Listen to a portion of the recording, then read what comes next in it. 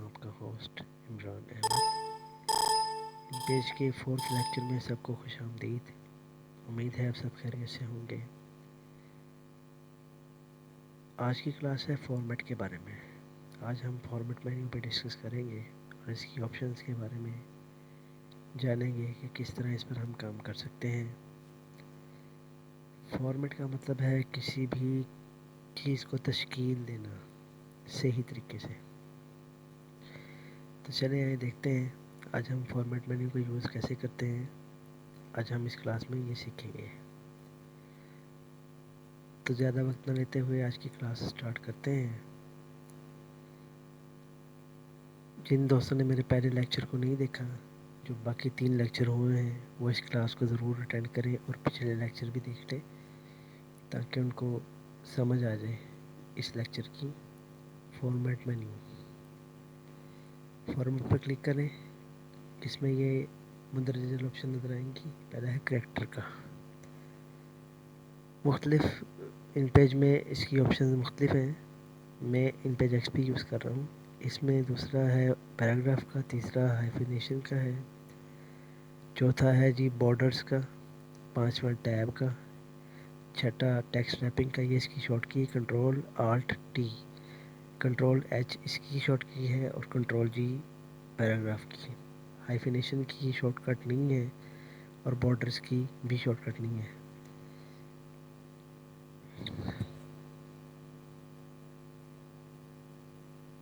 تو چلیں دیکھتے ہیں کس طریقے سے ان آپشن کو یوز کرتے ہیں۔ یہ ڈاکومنٹ کا آپشن ہے، گائیڈ لائن ہے، اسٹائل شیٹ اور ڈیفائن کلرز۔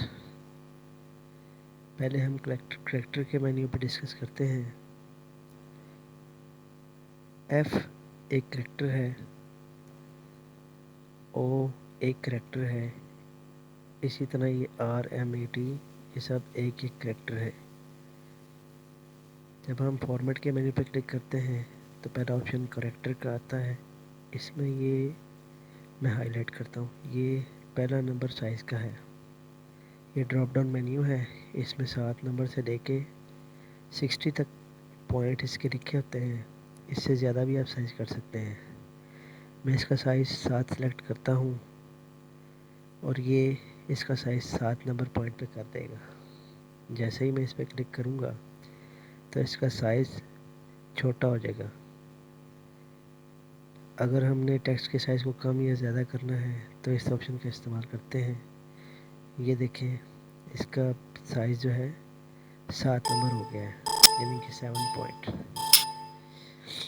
اسی طرح اگر اس کو بڑا کرنا چاہتے ہیں، کریکٹر میں آئیں گے، اس پہ کلک کریں گے، یہاں سے ہم اس کا 60 پوائنٹ بھی کر سکتے ہیں۔ اس کی یہاں پہ لاسٹ 60 لکھا ہوا ہے۔ اگر ہم اس سے زیادہ کرنا چاہیں تو اس کو ہم مینول انٹر کر کے 100 یا 200 بھی اس کا سائز کر سکتے ہیں۔ چلیں ہم 100 انٹر کرتے ہیں اور اس کو اوکے کرتے ہیں تو یہ دیکھیں اس کا سائز 100 پہ آ گیا۔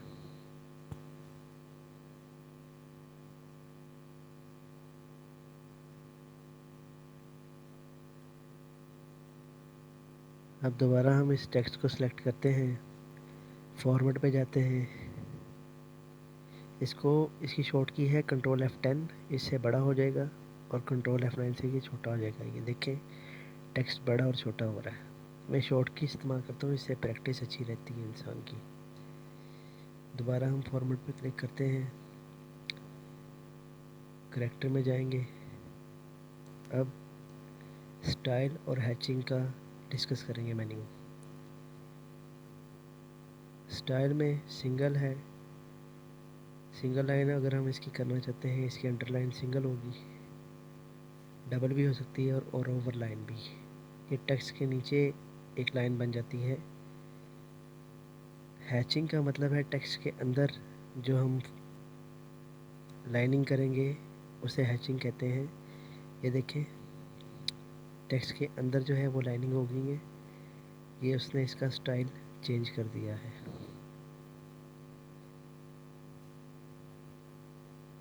اس کے نیچے بھی لائن ہو گئی ہے۔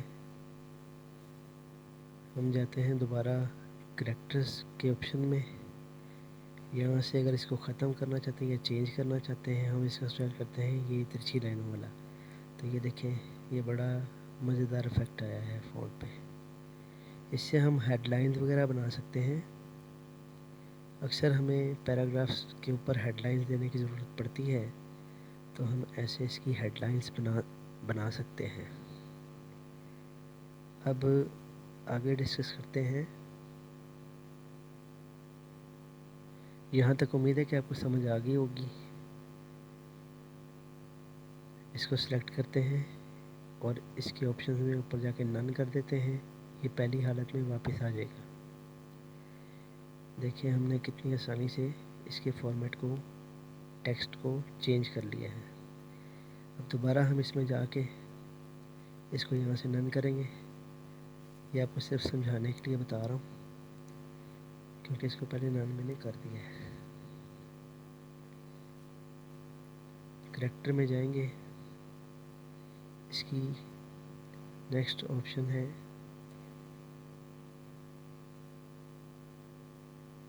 کلر کی. تو یہ میں اس کو ہائی لائٹ کر دیتا ہوں. اگر آپ ٹیکسٹ کا اگر آپ کلر چینج کرنا چاہتے ہیں بلیک، ریڈ، بلو، سیان تو ہم یہاں سے اس کا کلر چینج کر کے اس کو اوکے کر سکتے ہیں. تو اس کا یہ کلر چینج ہو جائے گا. بہرحال آگے چلتے ہیں. اس کا فونٹ سٹائل ہم ڈسکس کرتے ہیں. نیچے ہے جی اس کا لیٹن فونٹ نیم. اس سے انگلش فونٹ کا ہم سٹائل چینج کریں گے. اس آپشن سے جو پہلا ڈراپ ڈاؤن مینیو ہے یہ والا. یہاں سے ہم ایریل ایز کرتے ہیں یا گریک کرتے ہیں تو یہ دیکھیں اس کا فونٹ کا سٹائل چینج ہو گیا ہے. عربک یہ جو نیچے لکھا ہوا ہے عربک فونٹ اس کا استعمال نہیں ہم کرتے کیونکہ یہ جو اس کے نیچے جو نوری نستعلیق ہے یہ صرف اردو فونٹ کو چینج کرنے کے لیے ہے. اس میں یہ انگلش کے اوپر افیکٹ نہیں کرے گا.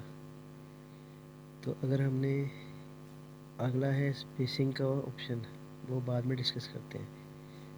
تو یہاں سے ہم فونٹ چینج کر سکتے ہیں اردو اور انگلش دونوں کا. سپوز ہم یہاں پہ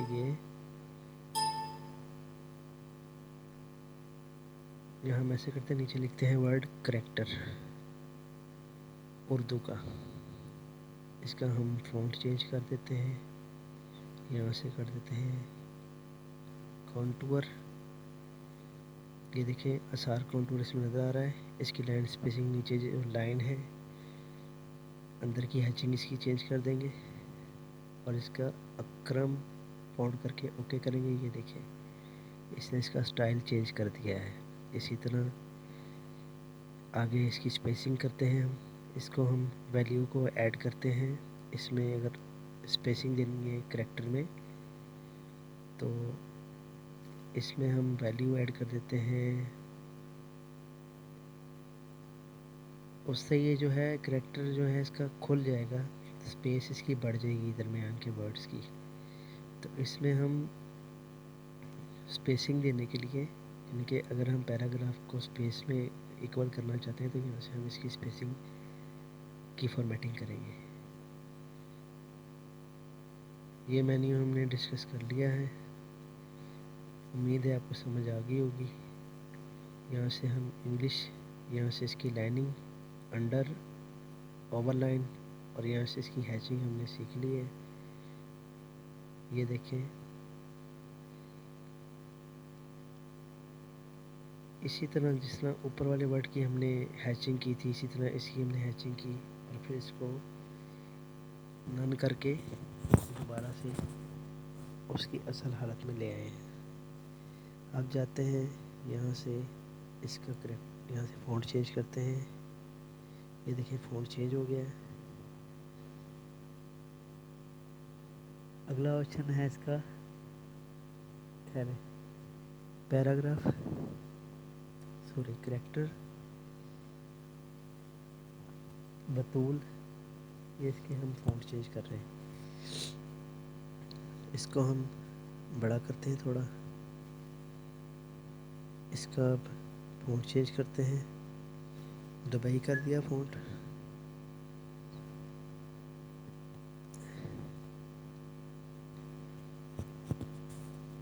امید ہے کہ آج کی کلاس آپ کو پسند آئی ہوگی.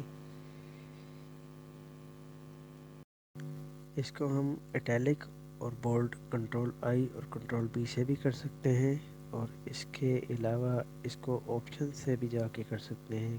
فارمیٹ میں یہ کریکٹر، یہ بولڈ کا آپشن ہے، یہ اٹیلک کا. یہ دیکھیں یہاں سے یہ اس کا سٹائل چینج ہو گیا. دوبارہ اس میں جائیں گے